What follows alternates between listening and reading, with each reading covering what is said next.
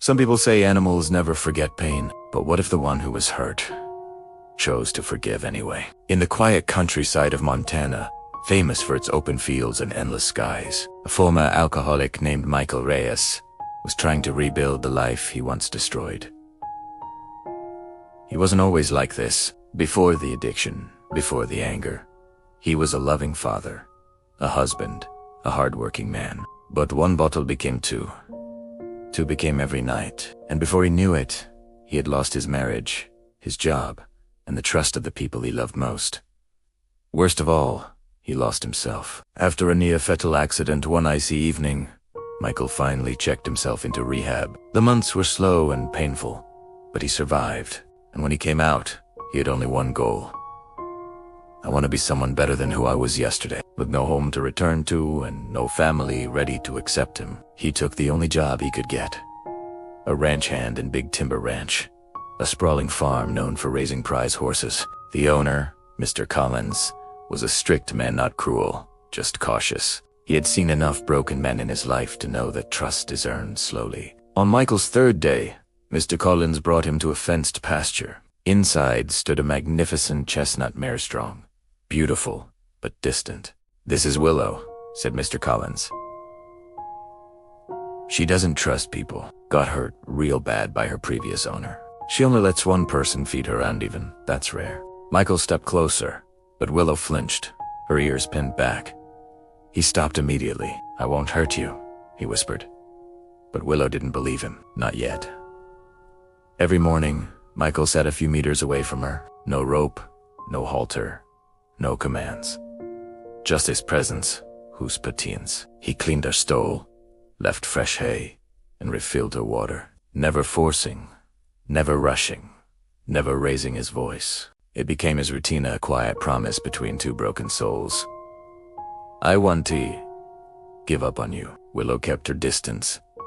Michael kept showing up. But one cold morning, with the wind howling across the Montana plains, Michael arrived at the pasture and saw Willow trembling.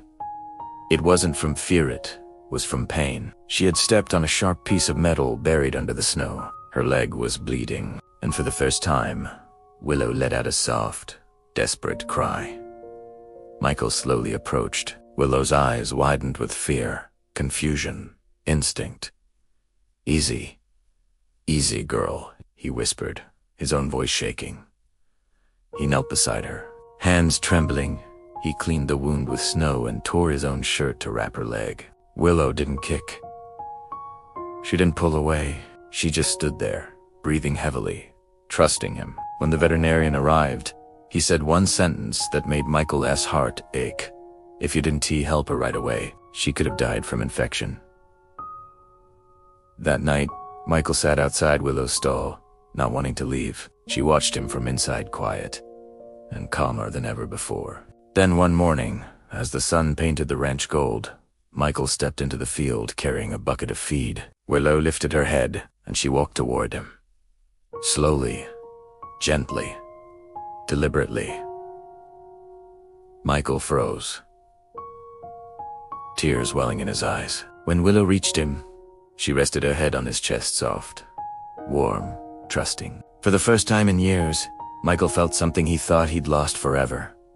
Forgiven, not just by Willow, but by life itself. He sat on the grass, buried his face in her mane, and wept. "I'm so sorry," he whispered. "Not to you, but to everyone I hurt, and to myself." Willow didn't move. She didn't judge. She didn't run. She just stayed. Because sometimes, the most broken hearts understand each other best. From that day on, Willow followed Michael everywhere, to the barn, to the fields, even sitting outside his cabin window at night, like a loyal guardian. And Michael, he remained sober, not because rehab saved him, but because a wounded horse trusted him again. If a creature once hurt so badly could learn to love and trust again, what excuse do we have to believe we don't deserve a second chance? Healing is possible. Forgiveness is real, and kindness, even the smallest act of it, can save a life. You are not defined by your past. You are defined by the courage it takes to rise from it. What is one thing you wish you could forgive yourself for? Let us know in the comments below. Your story might be the one someone else needs to hear today. Thank you for watching. And if this story touched you, please consider subscribing for more content that inspires.